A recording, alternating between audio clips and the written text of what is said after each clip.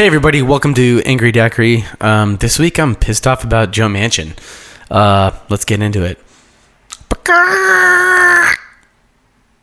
So yeah, there's this super important infrastructure bill that would affect all of our lives in a post-COVID world, and one person standing in the way. Joe Manchin, senator from West Virginia. If you're not familiar with the infrastructure bill, let me walk you through exactly what's in it. Funding for roads and bridges, seems cool. Money for transit and rail, Japan's doing it. Europe, amazing. Broadband upgrade, yeah, internet's awesome. Upgrading airports, ports, and waterways, supply chain, fuck yeah, I'm on board. Improving power and water systems? Yeah, the water's still fucked in Flint, Michigan. And environmental remediation, whatever that means. Probably something about climate change. That seems super important. How's it going to be paid for? Well, taxing these space jizz. But what does Joe Manchin have to say about it? Joe Manchin says the U.S. is not a center-left country and laminates a hostile working environment in the Senate. Wow, boo-hoo, you millionaire. He goes on to say, quote, "We just have to work together. We can't go too far left. This is not a center-left or a left country. We are center. If anything, a little center-right country. That's being shown, and we ought to be able to recognize that." I don't disagree. America, sadly, is a center, if anything, center-right country. He goes on to say, "And all of my friends on the left are progressives or liberals or whatever. I've said I'm not. I've always said that I'm a responsible West Virginia Democrat, and I'm fiscally responsible and socially compassionate. I think most people in the middle feel that way, but I also empathize with the people on the far left and the far right. That's aspirational." Wow.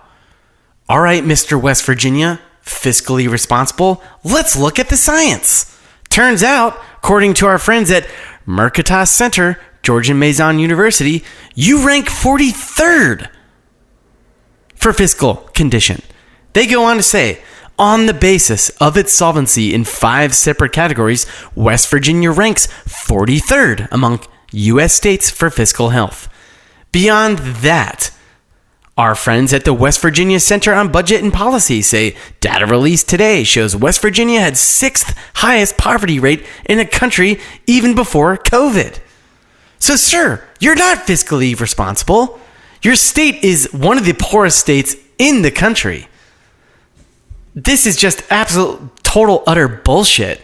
And I love when people say this because when you go into it, let's look. Joe Manchin, senator. Where does he get all of his money? Let's find out. Top industries 2017 to 2022. Securities and investments, lawyers and law firms, and ding, ding, ding, oil and gas. This guy is concerned about oil and gas. That's it. Right then and there. It's clear as day. Read between the lines. Now, he tries to clarify himself on CNN, and let's watch this together because this is absolutely just hilarious. So I'm going to play this for you now. And in West Virginia, the law is that you can't put a newborn in daycare until they're 6 weeks old, right? 4 weeks of paid family leave, that would help people get to that 6 weeks where they can put their child in daycare. It would be something that could help a lot of working class people. Your constituents, you always talk about the fact you have to be able to go home and explain to your constituents the decisions you're making. How do you explain to a working mother that you're for paid family leave, but you're only going to vote against it because it's part of this process bill? John, because basically the people in West Virginia I work with have common sense. They have responsibilities. They do understand that we do need to pay for these things. They want that to last. They don't want it to be flip-flop back and forth and be used as like a yo-yo. So I'm committed to working on that. We'll get something done. We can if we're committed. You can't just say that if it's not in here, it's gone forever. That's not going to happen.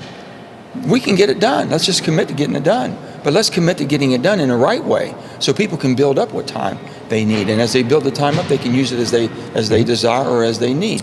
These are okay, first of all, sir, we're out of time. We don't have time. We're not millionaires with super PACs and donors like you.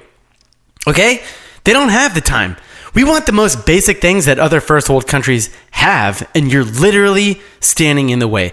This is why I hate this so much. And sorry, trigger warning. I'm going to play something from fucking Joe Rogan's podcast from Dan Crenshaw, because this exact perspective is the same thing and it pisses me off so much. So here we go. Because the problems are closest to the people and they should be closest to the representatives down at that level. 51% of the population shouldn't be able to tell the other 49% what to do. We should have an electoral college so that the biggest population centers can't tell everybody else what to do. There's important structures like embedded into the Constitution that have allowed us to actually last, I think, as long as we have. We have the oldest it's the oldest document in the world. It's the oldest constitution in the world. So we're one of the youngest countries, but we're the only ones that had such a long-standing constitution. I think that's important to realize too. And I love that when people bring up the Constitution, that's how you know you're already in a racist argument. First of all, sir, your whole argument is 51% of the country shouldn't be able to tell the other 49%. Okay, well, the inverse is happening, sir. 49%, the minority, is telling the majority how to live. Every single Republican president over the last 30 fucking years has been elected through the Electoral College, not even by popular vote. Not only that, but they've picked Supreme Court justices, which is arguably so politically compromised at this point that we might actually even see Roe versus Wade overturned.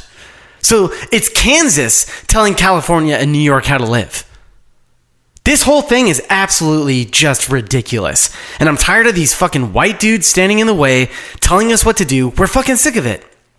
We're sick of it. And I'm just angry and I want this to stop. And next week I'm going to talk about Kyle Rittenhouse. That's right. Get ready. Strap yourselves in. That's my time. Chicken daiquiri.